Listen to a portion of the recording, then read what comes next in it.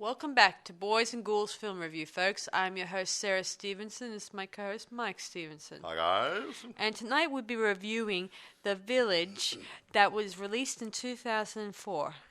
It was originally going to be called The Woods, but I think another movie was coming out that was being created, was taking on the name, just so you know. Yeah, now this is a period thriller film. Uh-huh. Now, for you new listeners, even though we concentrate on sci-fi, horror, and fantasy, we also do the odd interesting movie. We'll explain a little bit why we have chosen this movie in a moment. However, here we go. This is a period thriller film, as I said. Now, written by, and I'm going to say his name once, and then I'll just give an abbreviation because it's hard for me to say. It was produced, directed, written by M. Night Shyamalan. Now, so I don't insult him by trying to say his name all the time, I'll call him Mr. Knight.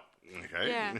Also, guys, you may have heard us talk about him a while back this year, where we were reviewing another movie of his called Old. But I'll talk about his filmography a bit later on, because this is mainly about the movie, but when we have our bit of a post-mortem later, I'll talk a little bit about the man, because he's rather a force to be reckoned with in the industry. Yes, he is. And one of the reasons I like about his movies is the interesting twist endings he has for his movies. Well, interesting endings. I wouldn't say twist, but you don't see. You get blindsided in his movies. You get, didn't see that coming. That's interesting. Yeah. Ooh, yes. So when they say that twist, but you're going, And and just like in this movie, he's done all his other movies he's done in the past. He directs, writes, and either produces. Well, in most cases, he produced, directs, and writes. Yeah. And sometimes as a cameo. Okay. We'll mention that later. Yeah, he also made a cameo in Old too, and he makes a cameo in this one at the end too. Yeah. Anyway, here we go. Go on. Right, people in the movie. I won't mention who they are, but I'll just mention while your roles are played, just the names of the people. Bryce Dallas Howard. She plays the main female lead in this, and she's been in several of his movies.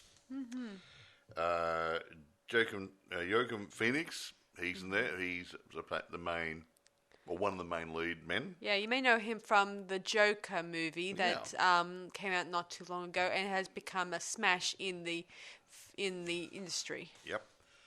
We have got William Hurt, Sigourney Weaver, Brendan Gleeson, Sherry Jones, Celia Weston, Frank Collison, Jane Atkinson, Aidan Brody, Judy Greer. You may have heard that William Hurt, he died this year. So, I heard something. Even though we've already gone through that when we were reviewing his last movie. So go back to what you were saying. Franz Kranz, Liz Storbar, Michael Pitt, Jesse Eisenberg, M. Night Shyamalan. He's a cameo in this. And Charlie Hoffheimer. So they are a list of the players. As Sarah said, it was going to be originally called The Woods. Yeah. But it was being used in another production. So maybe we might check it out some other time. Obviously, if it fits the criteria. If it fits the criteria. Now, do you want to get into talking there? Yes, I may. The storyline for everybody. For sure, cool. Mike. So the story begins with at a funeral. One of the founders of the village, and this village is a period-related village. Wouldn't you say, Mike? Well,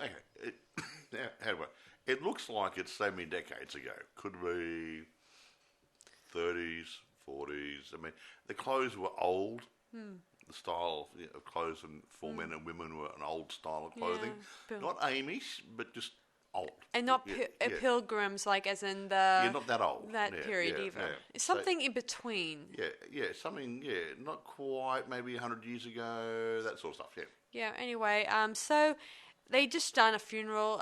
A little boy, a 6-year-old, had died, and the father is grieving, and all the villagers are living in its community, and it's very peaceful. No violence, no destructions, no bad language. No, but it's a closed community. Mm-hmm. They've got a barricade around it, and they have watchtowers too. Watchtowers to keep an eye on the creepy, monstrous guys who live in the woods outside the village. Yeah, the young people are kept away from the woods because of a ancient myth about some creatures hovering in the woods, and the elders tell everyone you must not go into there or you'll be disrupting the creatures. And we have a truce. As long as we don't go in there, they won't come into our area. Yes.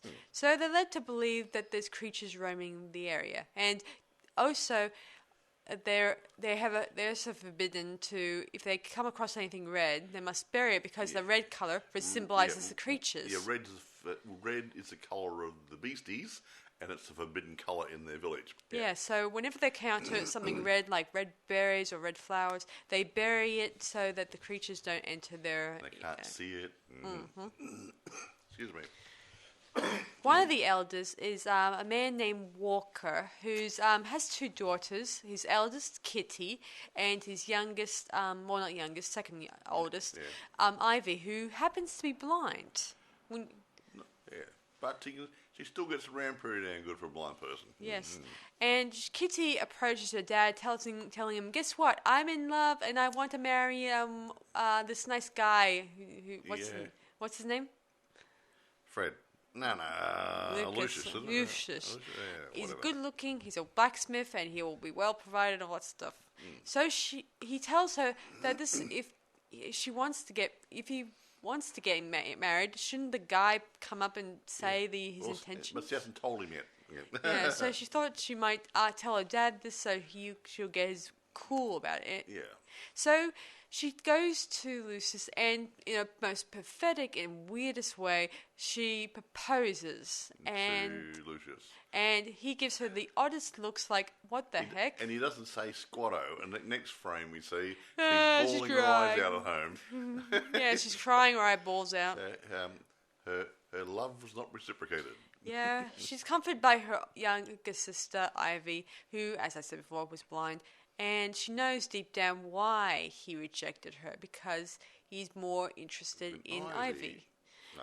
But he's not the only one in the village who's interested in Ivy. Yeah. As it turns out, this guy named Noah, he's a bit mentally handicapped, who has a bit of a fascination for her too. But he's a bit strange, and he's just simple-minded. Yeah, very simple-minded. And somehow he knows something about the woods that he won't precipitate and mention. He won't tell anybody about it because he knows something. He's got a secret.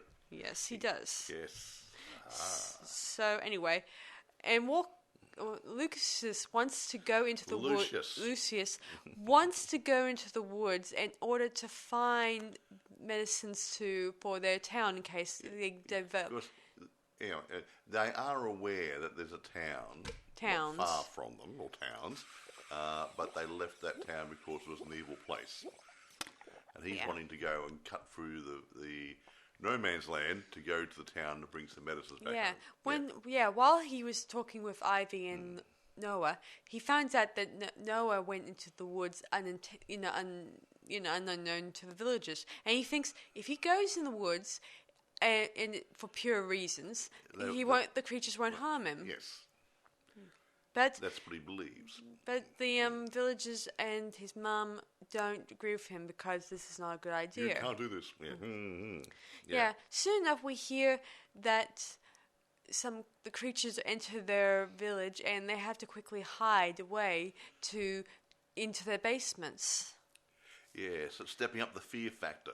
Yeah. See, these creatures, they have a face like a warthog. Warthog, and have spikes protruding from their bodies. A bit like a porcupine. And these big clawy things. Yeah, big claws and hands. Yeah, look like would make Freddy Krueger proud.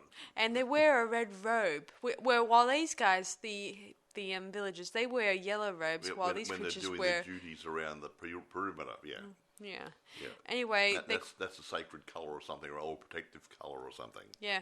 Yeah, we also discovered that these creatures have been leaving dead, shaven creatures. I mean, dead animals. Well, the odd one here and there. And none of the founders can work out who's been doing this. I think the founders have been wondering that. I think Mr. Walker's got a rough idea that maybe he might know that. I think Noah was doing it, Maybe, I think so. Maybe. Anyway, we then find out Kitty does get engaged to someone else. And we find out that...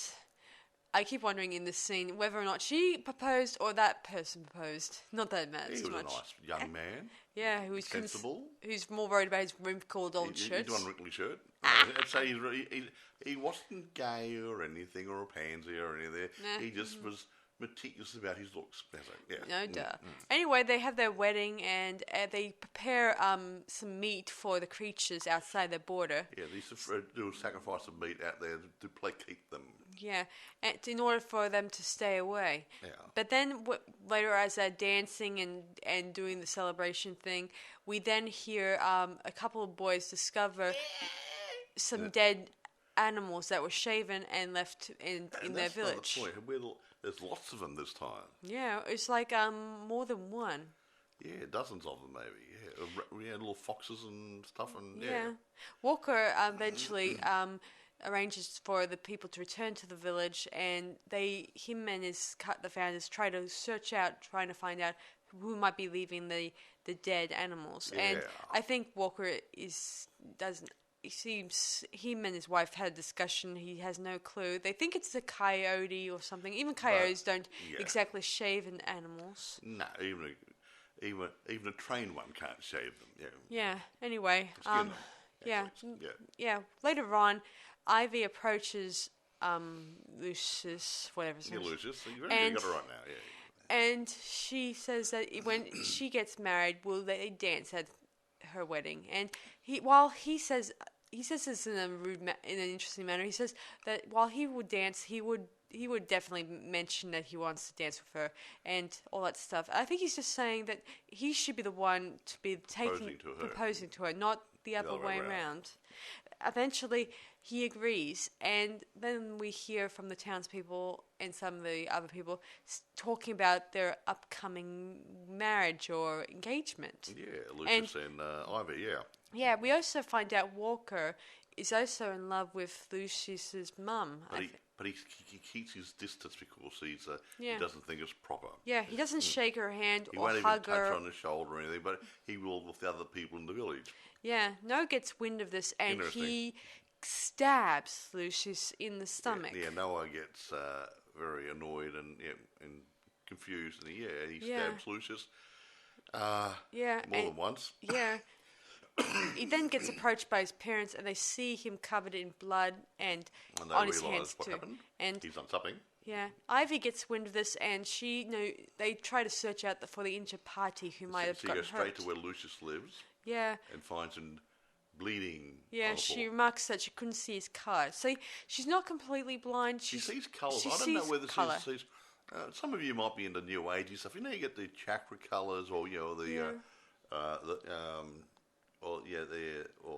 chakra colours, but our body's supposed to give off a light degree for jealousy, red for anger, that sort of stuff. Well, she's not picking up his light. Yeah. I like to think that if they... Never mind, I won't go into that yet. Anyway, he's bandaged up, but Lucius is still... he's infected. He got infected. He was possibly stabbed with a knife that wasn't sterile. He didn't go to the doctors. He got killed for stabbed with a hunting knife or something. Ivy then approaches Noah, who is in the, a bit of a lock-up room, and she hits him a couple of times, and then till she's pulled out. Yeah. And she's determined to go into the woods and find the villagers and find finds the towns in order to get medicine for her man. Yeah, of course. Walker thinks about this, and he thinks that he'll do what is right for his daughter.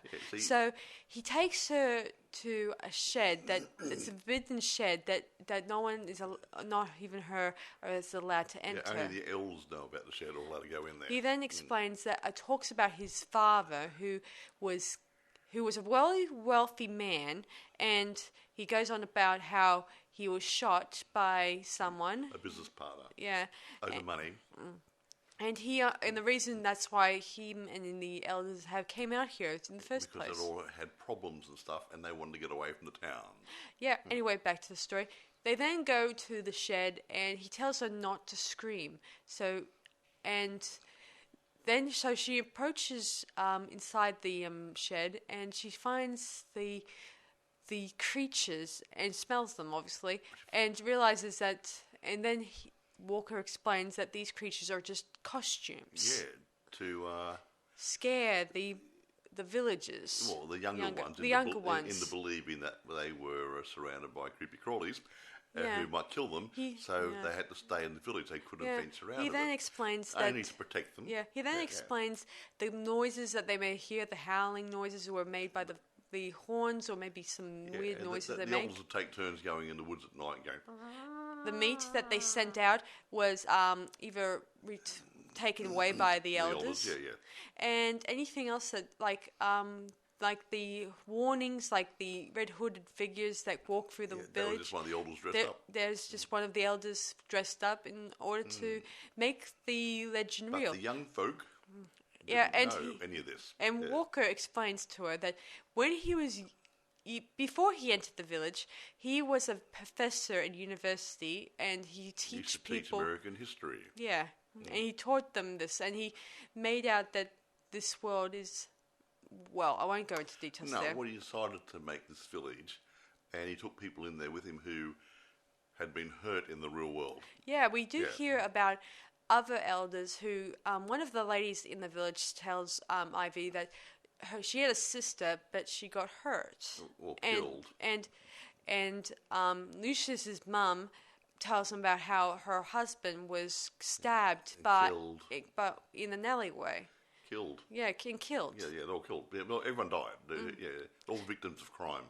Anyway, Walker then tells the founders that he plans on sending his daughter and a couple of the school boys to procure the medicines they need to save Lucius. But the idea, the boys were going to be her escort, and she's going to do the last bit by herself because she is pure, and the monsters will take pity on her. Yeah. Anyway, he then tells her that not to worry about the monsters; they're not real, and so the elders at first question this and say, "You shouldn't do this. We made a pledge not to go into the woods." The elders made a pledge not to go back to the town. Yeah, because we're going to stay here in a closed village to protect our young. Yeah. And he says we're not doing anything by keeping their heads buried into the sand. Yeah, but sometimes we need to bend the rules a bit. Yes. Anyway, so Ivy and a few of the boys head into the woods. At first, one of the boys freaks out and chickens out and goes back to the village. The other one doesn't stay long. Says that he starts to get tummy aches and stuff. I think it's more like his nerves are shot and he feels queasy, so he goes back and leaves her to do it by herself. A blind girl, surely not. Yeah, of course, her dad has given her useful tidbits on where to go through the woods. Yeah, a visual map. Like follow a path that into the woods. Well, he said something like go due east or whatever. But in a day and a half's time, you'll find a disused road or something or other. Yes, a disused road. And follow that road, and I'll take it towards the town. Yeah. So while she's trying to find the place, she does encounter one of the creatures in the woods, and this is where she gets chased down, and she uses a sort of abandoned well or a pit or something. Which he previously came across and died in herself. Mike here thinks it's abandoned well. I think it was probably either a pit that was dug by the previous people who may have used it as a hunting pit. I don't know. I could be wrong. I couldn't say, so I can't really say. Anyway, the creature falls into it, and then we find out later that it's actually Noah who has found one of the costumes that was hidden inside the room that he was confined in, and his parents find him there, and they see that he has taken the costume and has fled into the woods. Yeah, and he had intentions of doing her grievous bodily harm. How's that? Yes. Very good. Anyway, he dies in the pit, which makes me think maybe he got stabbed by the The fall, probably. yeah, maybe the fall or the. She didn't fall. She fell in and grabbed it on the way down, but he went straight into it and landed on his back or something, or maybe some broken rocks or something. Or So he died eventually. Yeah. And then Ivy continues on till she finds the path, and she uses her a made-up stick cane she bought. A cane broke, so that's usually ordinary small tree branch. Yeah, she taps it along the way until she comes to a very large hedgerow, I think. It's a wall. Made with of a hedge growing through it. Yeah. Well, She quickly climbs up. Yeah, she quickly climbs up it, and while this is happening, the elders of the village, they open their black boxes. Each elder had brought with them to the village a black box with secrets and memories from their outside world. Yeah, Walker's one we open up and we see a news article that says about his father being shot by a business partner. Yeah. And the business partner hanged himself. In his father's closet. Yes. And then somebody else does something. And then we see a photo of the community centre. Like they all went to a sort of for counselling. For counselling because each one had lost a relative. Yeah, one lady lost her sister when she was 21, got killed by somebody in rape maybe, and another lady, her husband went out to do something, and they found 3 days later naked in the river, that sort of stuff. Yeah, they've all been hurt badly. And Walker, while in the narration in this scene, we find out that he comes up with an awesome plan for them to take themselves and their children and restart somewhere else. Yeah, well, some of the kids were actually born in the village. Yeah, some of the kids. And one of the guys was a doctor to start with. In the photo, we see, I guess, a baby Lucius in the photo, which indicates that maybe he was no more than a little baby when he entered the village and had no knowledge of the world outside there. But he had an idea that he could make his way through there if he is of pure heart. Yeah, anyway, back to the story. Very nice. We then, Ivy eventually climbs up the wall and over the other side, and we see a car drive up. A ranger vehicle. Yeah, and it says it's got Walker Enterprises written on the side of it. Yeah, meaning it was sort of a sanctuary that they were looking after. Stop here. Okay. Now, I believe, and I think Sarah believes, that the head elder, his name is Walker, and his dad was a rich guy. And what we believe is that with his dad's money, he's bought this area to be a reserve. Mm-hmm. Walled off from the outside, and they had rangers being paid to guard it to make sure no one tries to break in. They also pay the airport or airlines not to fly any planes overhead, it won't get them curious about the outside world. Yeah, well, they actually had to do payment to the government to instruct the airlines not to fly over the reserve. As I said before, Walker's father was a wealthy man. Very wealthy. And I guess he had enough money to procure... He probably still had money out there he could use if he needed to, but... He's not going to use it, is he? No, I think that Walker, the current Walker, he didn't like being around money. So he and his villagers, they didn't exactly use it. So he said, no money there, but they did barter and trade and work together. But a bit like the Amish might do. So what happened is I think he set up a trust to make sure the reserve was taken care of. Yeah. And then he just secluded himself in there for all his people. So the scout, the ranger named Kevin, he approaches Ivy and says that you shouldn't go into this reserve. This is it's only for animals and stuff like that. And he said, "Where'd you come from?" In there. Yeah. And then she goes on to say, "My name is Ivy Elizabeth Walker," and he realised that she must be a relation of his. And I come from in there, and she said, "I need these medicines." So she gave Kevin a list of the medicines and a pocket watch. Father's pocket watch, which is an antique probably by now. Yeah, and I like to think maybe he may have looked inside it and found Walker's family's name in it. Maybe, which could indicate that she's not lying. And so he goes back to the ranger station.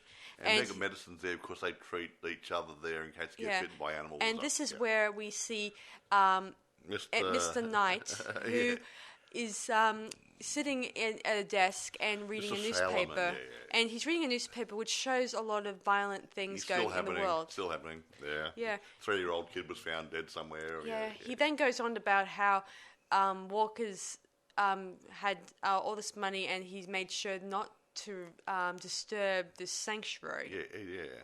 So he was filling in a few little gaps here and there. Yeah. So the ranger, Kevin, he collects the medications that Ivy needs, and then he gets a ladder, and he helps Ivy back into the sanctuary. And since she found her way back to the village, Yeah. and lo and behold, she saved her man. Yeah, and the founders found out about Noel's death, and they say that thanks to Noel, this will make sure the myth of the creatures exists. So they sort of go and find his body and give him a proper burial. And say that the creatures killed him. Yeah, exactly right. Yeah. Anyway... Well, sort of did. The creature sort of killed him. Yeah. He had a fixation with it, maybe. Yeah. So, the end. Fade to black. Yeah, I think this movie's pretty cool, especially the twist where it turns out the rest of the world is unaware of this village, and the villagers are thinking that so it's modern day world now, but it's set in the village probably 80, 100 years ago. Yeah, somehow, whatever. No television, no radio, pre that stuff, Yeah, so Walker, the professor guy, he was able to come up with a good sort of period to set him and the townspeople. A nice, quite gentle period. And they were only doing this to escape the horrors of the modern-day world, society. like money and power and mean people. Mean people, even though they could never escape the fact that mean people can coexist in even a small environment like this. Wouldn't you say, Mike? Well, something like that. Well, it seems like it. Yeah, but they found Eve was getting in there because obviously Noah... He was corrupt. He was crazy, and he killed... he tried to kill Lucius, and he tried to kill Ivy. Yeah. So there was evil actually inside the village. Yeah.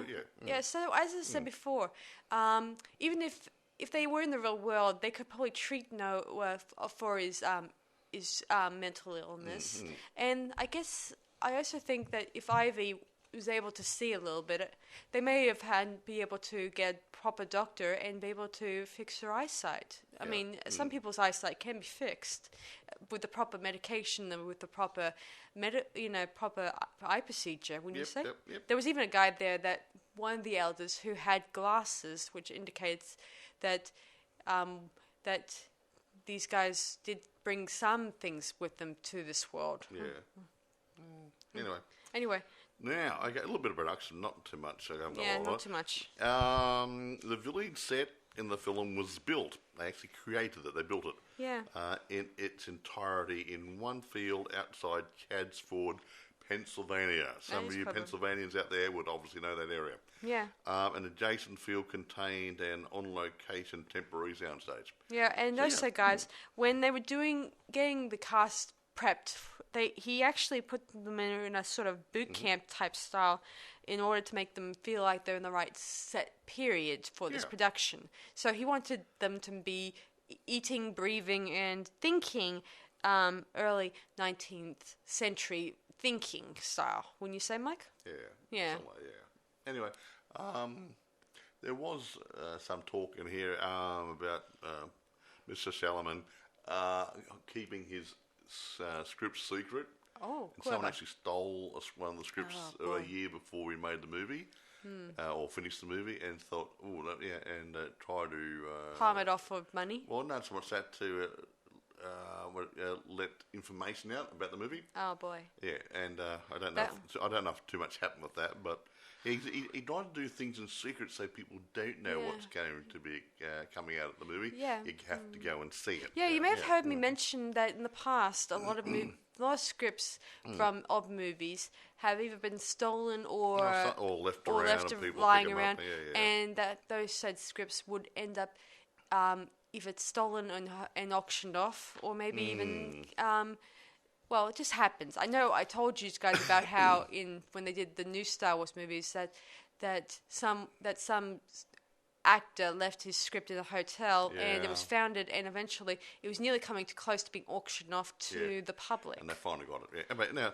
I normally talk about the budget and everything at the beginning, but I saved it for the end because I got I want to talk about some of his other films at the same time. But The Village was made for about $60 million.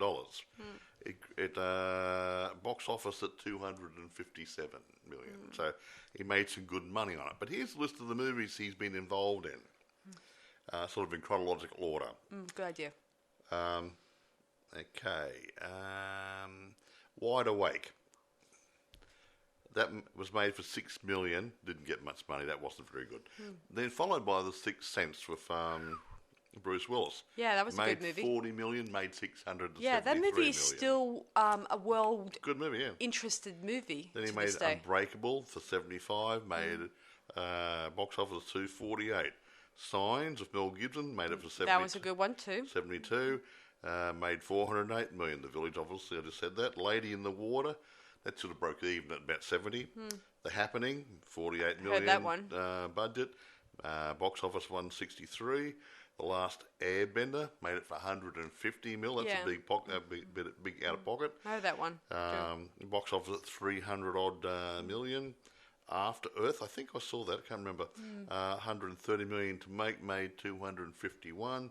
The Visit, I don't know that one. I heard that one. That's a sort of found footage movie. Okay. And it has an interesting story. $5 million to make, 98 at the box office. Split, $9 million and 279. Glass, I think I saw that one. $20 million and 247 million. Old, which we reviewed recently. 18 million and 90 million at the box office. So total budget about 703 million, and he's made 3,106 million in box office. Yeah, in other words, I think this guy has got the formula right for making his movies. Yeah, see, there is genius in this industry. Yeah. Although I do think sometimes that I do feel like some pieces are missing in some stories. But other than that, I think he got it right in the Village movie, where Sense and Sensibility, Sixth Sense, obviously. That was early in his career too. This guy here is he was born in India, but he grew up in America and studied in America, did everything else. So technically, he's American educated, and he's technically an American citizen. Probably is an American citizen, and working in the industry. And he should be what's the word? He's a tribute to the current film industry in America. Well done, and Mr. Knight. Mr. Shyamalan, whatever. Mr. Knight, okay. Yeah, he's really good. I'd like to meet a guy like this. He's so he got great imagination. He can bring it together. I like it that he doesn't just direct; he writes as well. Produce, directs, writes. Yeah, a whole lot. He does a whole lot, and does cameos in his spare time. Yeah, well, it does help. Anyway, interesting thing is, Sigourney Weaver, she suffered nightmares for 2 weeks after reading the script. I don't know what. Oh, good. How can you suffer from nightmares? It's not that scary. Well, maybe he's just trying to imagine the creatures and stuff. I guess that might be it. Yeah, and I don't know how he wrote the script. Yeah, when I was young, when I saw the poster for The Village, I thought these creatures were witches in the woods. I guess it could have been anything. Yeah, witches, mutants, anything. It could have been mutants. Yeah, whatever, or wild animals, or half man, half beasties. You didn't know, and that was the scary part about it. And she was obviously reading the script, and if he's got a very descriptive way of writing things, the one thing about this movie is the creatures don't attack any of the villagers, but all the time they're left guessing that these creatures will attack if they so much as get near you. But throughout, we don't get to see them attack until way to the end. And that was just Noah dressed up as one of the beasties. Yeah. So there you go. I think it's an awesome movie. I mean, I like the twist that all the time the villagers, the younger villagers think that they've been kept inside because of the creatures, but actually in reality they're kept inside by the elders trying to protect them from the outside world. The meaner guys, us. Yeah. One thing that bothers me is if, say, I know that they're paying the airlines millions of dollars, the government. The government's paid so much money to instruct and enforce a no-fly area over the reserve. Yeah. One thing that comes to mind is, what if one day a plane accidentally crashes in their area, and then what would they do then? Aliens, mountain space, I don't know, whatever. I don't know. Would it matter? Yeah, it would be fun. It would be a funny story idea. Well, okay, we'll have a sequel, will Or we? some stupid hunters would come in there and... No, that's why they'd arrange to keep hunters out. I know. It's a reserve, and they would be put in jail or shot or in prison, fined, whatever. I don't know. Yeah, whatever comes to mind. Yeah. That's why the Rangers drive. And this is also Mr. Knight's first period film, even though it is a period. Yeah, it is a bit of a period. It's a period. It's a period film, not a period film, because it's actually current day, but the people think they're living 100 years ago. Yeah. Yeah, whatever. I thought it was cool. It was good. I think it's pretty cool. He's a very smart man. Yeah, I really like the how they got the right actors together. Also, the girl who plays Ivy, she was selected, but she didn't audition for the role. But Mr. Knight, he found her when she was doing a stage production and asked her, "Would you like to take on the role?" The same I could say for Mr. Phoenix, who when he was being casted in this role, his script was casted for him, like it was made for him. Meaning, Mr. Knight, he was not auditioning for anyone else for this role. He just practically wanted Phoenix to take on this role. Oh, okay. Meaning, no one else will do.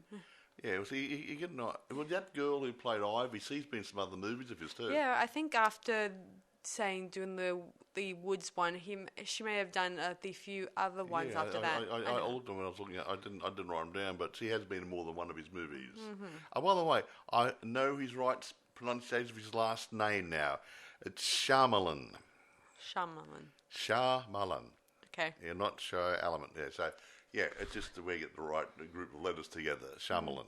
Yeah. So sorry, Mr. Knight Shyamalan. Yeah. So do you want to go through the reception of this movie? Well, he said. Because I would like to find out for myself what the reviewers must have thought of this movie. Actually, I got stuff here, but I got other stuff here too. Okay. I got two bits of documents here I'm going through, but I got critical reception. I got a lot more than off the site, but I haven't got any comments on it. Okay.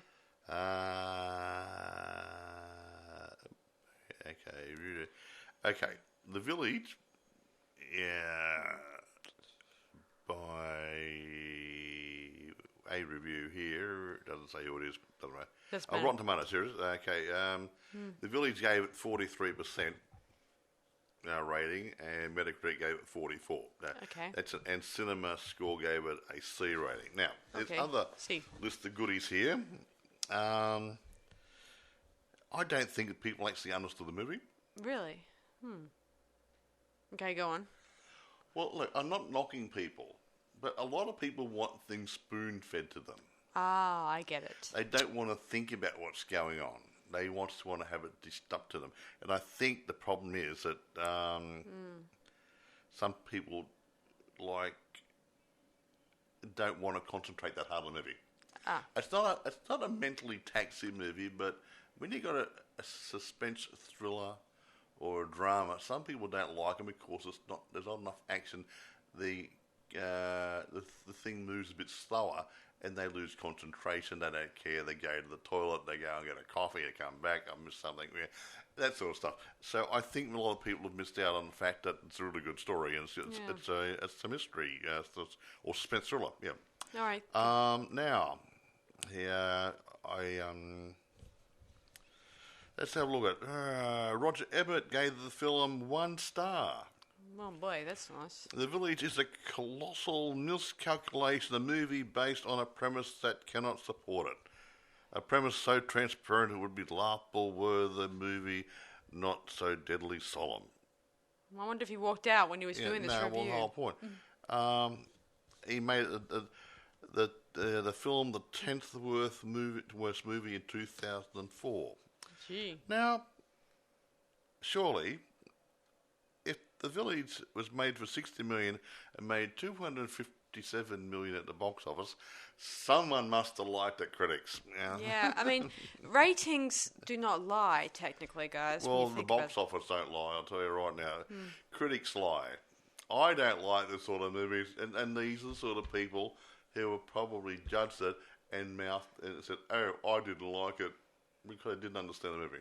Yeah. Anyway, is there any other reviews that just bounced off? Most hated list. Boy.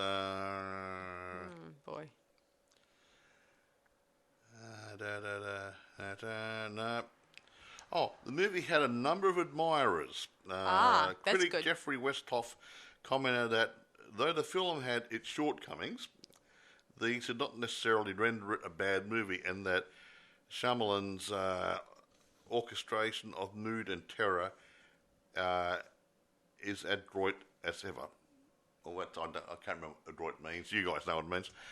Philip Horn of the Daily Telegraph, in a later interview, noted this exquisitely crafted allegory of American soul-searching teens who have been widely misunderstood, and that's what I'm saying. People didn't understand the movie. They were watching it. We were expecting things to happen which didn't happen, and whatever. Instead of just trying to follow the story as it wove its magic. I thought it was pretty cool, especially the ending. But wait a minute.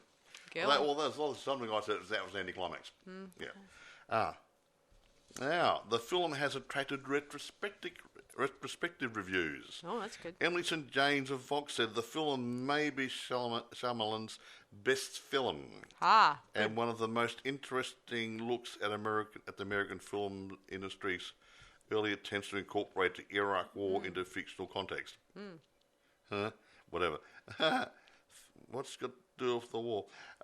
It has been unjustly derided, and now is a good time as any to change that. She went on to praise the twist ending, the possible connection between the plot, and we got the Iraq War. What's that mean? What's that got to do with this movie, you stupid cow? Do they even bother writing this stuff, or do they just go on? No, what's he talking?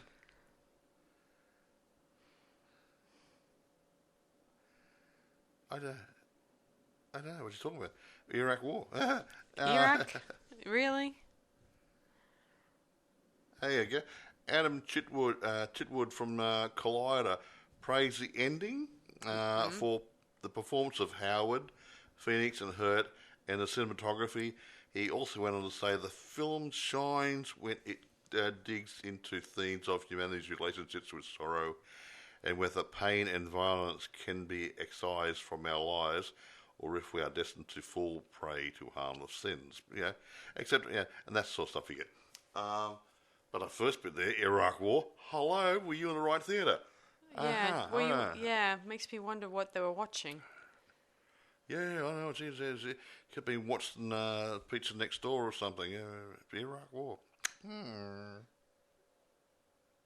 Gee whiz. I don't know what she's talking about. Yeah, anyway, swear irrespective, retrospectively, I think it's been appreciated more. Yeah. Yes. I mean, I do think that the symbolism there is pretty interesting about, and the fact that they kept these black boxes with their most hidden secrets about why they actually came to the village, the dead people who they left behind because they died and that sort of stuff. Yeah, and that's why they came out there, because they wanted to try to recreate their own little world without in a safe environment, and try to raise their children in a much more tighter but well protective and peaceful environment. And considering we can't go to the moon or Mars to live at the moment, that's the next best thing. Hey. Well, anyway, I can't think of anything else to say. But it must have been really hard to eliminate certain when they're teaching children, they would not be allowed to teach them about anything.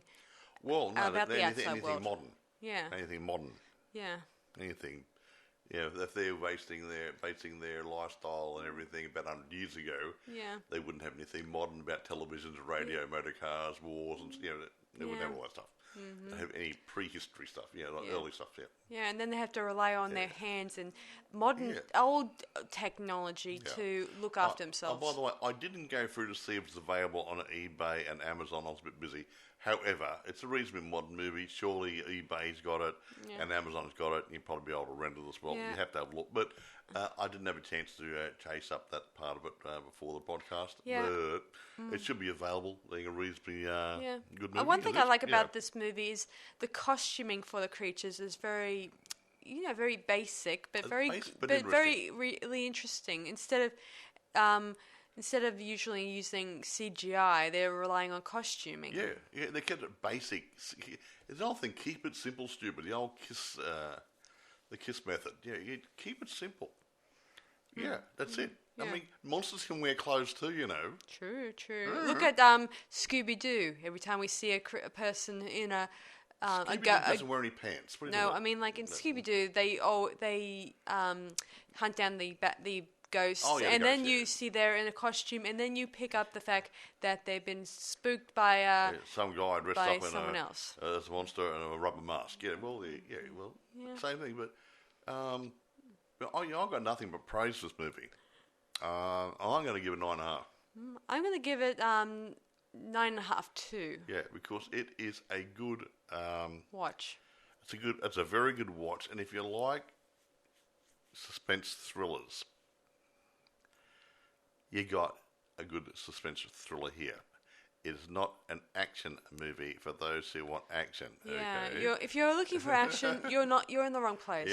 For this movie. This is but this one, if you don't mind a slightly slow moving one where you actually got to use your brain a bit to pay attention and stuff. Yeah. This movie is a thriller type one, and according to Mr. M. Night, and this says Solomon. Yeah, he says that he prefers to work with thrillers movies. Yeah. And that's why Old and Sixth Sense and the Signs and the other one, Happenings, they all have a bit of a suspense thriller nature about them. You don't have to have horror. You don't have to have everything in it. You don't have to have action people having heads lopped off and different things like your Jason Voorhees and everyone, Michael Myers all the time. This is a good watch. Although I do like the actors he selects for these productions. No, he's very good, and the people are well suited. Mm-hmm. I like William Hurt because William Hurt has got that feel for the role. Yeah, he looks like the right period to pull it off. He talks right for it. He doesn't talk modern. Mm-hmm. Even when he's doing his normal roles, he talks like it's in other movies he just talks normal. He doesn't say modern or old. That would have been The King's Daughter. No. But he's been in other different movies. He doesn't come over modern or old. He just comes over as saying his lines nicely. So he fits into this role quite nicely because he doesn't sound like "How you doing?" He's got a nice feel to his voice. It doesn't seem modernish or oldish. It just fits into the part. Well, there's been a number of movies I've seen him in that he does speak in a nice, clear tone. And that's it. He's a nice, clear tone, the way he should for that period. Mm-hmm. And I gotta admit, I do like him when he in this movie. I like that his gruffness and his nice charm in this is very appealing, and it is. A very touching type but the way he talks suits the period they're trying to emulate. Yeah, that's what I'm trying to say. He doesn't. There's no modernism in the voices. Yeah, I like that inflections and stuff. They do kind of pull it off when they speak ye-oldly English. Well, they don't speak any ye-oldy English. Or maybe not ye-oldy English. Just the right tone for that period. That period they're setting. They don't talk like Quakers or anybody else. But they're just talking, say, 100 years ago the way they talk then, in nice, good English and clear speaking voices. Yeah. Mm-hmm. And that's how you don't want modern inflections in your voice. Yeah, like they meant, like in the flashbacks I mentioned in the story, they sound like they were talking like they were in the counseling, in this being psychiatrist counseling thing, and they're speaking like, my husband went to the supermarket, he got attacked, and then he was brutally murdered. And they wouldn't have had a supermarket 100 years ago. They would have had a little corner store. No, they would have had they would have called it a general store back in those days. Yes. And you start to pick up on the fact, okay, and you look at the clothes there in the picture, they're modern clothes. Yeah, they look like they were, I don't know what the year. Well, 1980s 1980s. instead of 1880s. Yeah. Meaning Yeah. it was not, it wasn't too long ago. And Yeah. by the look of the photo, it looked like they were young people, and no doubt they would have been married and had children. And maybe the children would have been babies or children. Or and been living in a modern world. Yeah. Anyway, irrespective, we don't want to keep waffling on here. Sorry, guys. You know our thoughts on this movie, and now it's up to you guys to work out what you guys think of it. But I would say, have a look at this Mr. Shyamalan's filmography and check some of his other movies out. I mean, Sixth Sense, we haven't reviewed that one, I don't think. Yeah, it's interesting that his movies, he doesn't do as many movies, but I do like his the angle and the theme behind the stories he tries to push for in these productions. Yeah, he makes. I don't think he's copying anybody else's formulas. He's making up his own stories as he goes along and saying, I think this is a good story. And that's because I keep saying all the time about newbies coming into the industry. We need fresh blood. Well, here's the fresh blood I've been talking about. Yeah, exactly so. He's the next, well, I wouldn't say next Alfred Hitchcock, but something close, just about there. Whatever. Anyway, Fred Hitchcock, there you go. Anyway, that's about it for us tonight. So let us know what you guys think of this movie, and send us your comments and let us know what you guys think. And Mr. Shyamalan, thank you for a good movie. Yeah, my hat is off to you. If I was wearing a hat. Very funny. Anyway, thanks for listening to our last podcast, everyone. This is Sarah Stephenson. And Michael. And we'll see you guys for our next podcast. Bye for now. Bye, guys.